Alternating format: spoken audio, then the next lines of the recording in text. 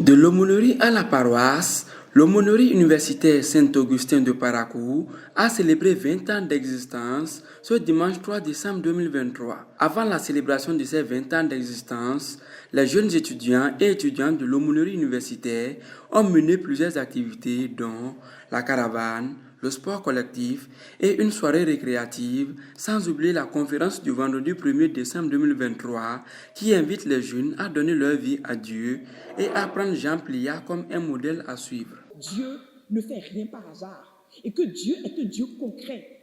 Il nous utilise et aucun aspect de nos vies ne lui est indifférent. Vous avez dit, comment il a pu préparer Jean Plia à cette diversité culturelle au niveau de sa vie même concrète de nourriture? On va dire, mais c'est un détail. Ce n'est pas un détail. Il n'y a pas de détail pour Dieu. Tout en nous l'intéresse. Notre mental, notre vision et tout. Et quand nous faisons des erreurs, dans l'humilité. Et ce qui était frappant chez cet homme, c'était son humilité. Quand on est en mission, quand on arrive dans le pays, mon père disait, tant que je n'ai pas vu l'évêque du lieu, je ne fais pas mon enseignement. L'évêque du lieu, et il recevait l'onction. L'évêque devait poser sa main sur la tête de Jean Plia avant qu'il monte sur l'autel. Il était protégé par l'Église. Jean Plia, à l'origine, était géographe. Le seul livre qui est aujourd'hui le livre d'histoire, Histoire de mon pays, le Bénin, c'est la dernière édition. Il est au programme. Aucun autre historien n'a écrit sur l'histoire du Bénin. C'est Jean Plia. Plusieurs éditions, et c'est la dernière édition qu'il a faite en 2015, juste avant sa mort. Tous ces livres sont disponibles. Vous n'avez qu'à avoir l'envie de les lire. Il suffit simplement d'aller à la source. Tous ces livres sont là. À sa suite, Clément Yargo, responsable adjoint de la commission famille de l'archidiocèse de Parakou, donne 4 conseils que donnerait Jean Plia. Jean Plia, modèle de famille humaine et chrétienne réussie. S'il était là, il nous dirait quoi? Il nous donnerait son témoignage.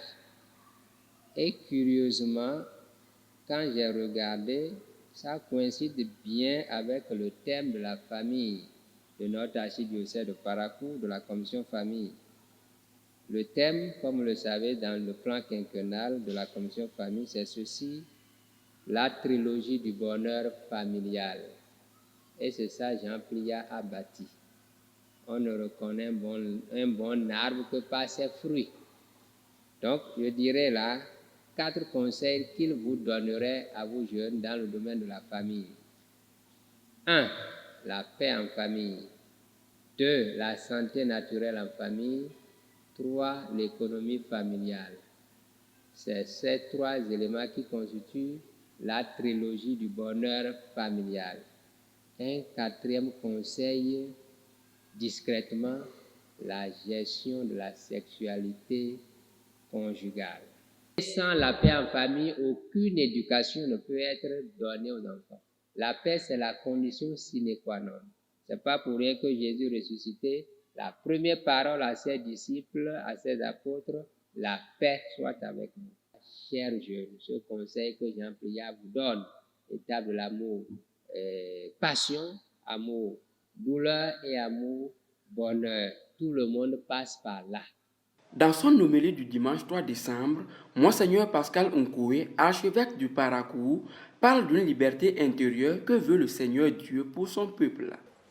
Dieu ne veut pas que nous soyons esclaves de l'homme, encore moins esclaves d'une idéologie ou d'une idole. Dieu nous veut libres. Et c'est pour cela qu'il s'est allé jusque-là, jusque sur la croix, pour nous libérer de façon mystérieuse. Notre cerveau n'arrive pas à notre main. Mais on a été à chacun de nous de vouloir être libéré vraiment par Dieu. Il s'agit avant tout d'une liberté intérieure. Nous suivons facilement les autres, surtout ceux qui parlent plus fort, ou ceux qui semblent être puissants. Plus loin, il rappelle que l'Afrique est le berceau de l'humanité et que le peuple africain devrait être fier de ses valeurs et de ses cultures. Le continent africain a existé avant tous les autres continents. C'est le berceau de l'humanité. Je dirais même plus. Ce continent qui est le berceau de l'humanité, un continent noir. Au départ, l'homme était noir. Peut-être même plus noir que vous et moi. Et on était fiers. Il a bâti avec la force de Dieu des choses extraordinaires. Ce n'est pas n'importe qui. Il crée une pyramide. Quand on sait tous les calculs qu'il y a dedans,